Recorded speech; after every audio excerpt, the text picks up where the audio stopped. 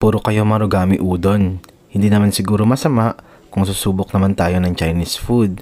Same concept, same settings, pero napansin ko na higit na mas mura dito kumpara sa Japanese version.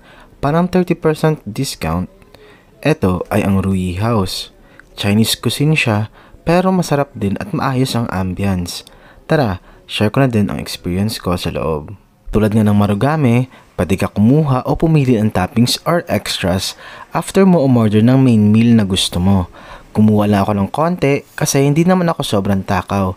Syempre sinubukan ko ang siomai, fried siopaw at para mas may adventure, bumili din ako ng chicken feet. Malambot ang balat niyan saka maayos naman ang lasa. As main meal, try natin ang beef patty at mushroom chicken nila. Parehong 135 lang. Nabusog ako dito, promise. Mura lang 'di ba? Hindi mapubutas ang wallet mo. Saka self-serve ang water and sauces nila.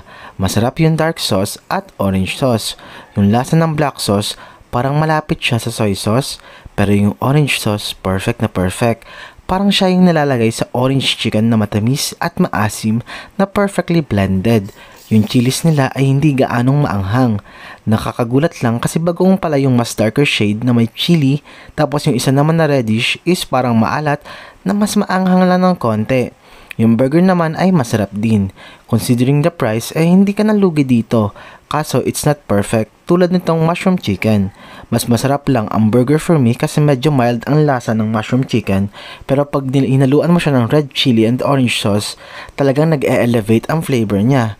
Overall, honest feedback ko, it's good. Parang fast food lang pero higher quality. Considering the price, parang mas magugustuhan ko pa to kaysa sa Marugami Udon, lalo na dito sa SM Grand. Kasi parang nagtitipid ang Marugami dito sa servings parang may famine ganon. Anyways, yun lang.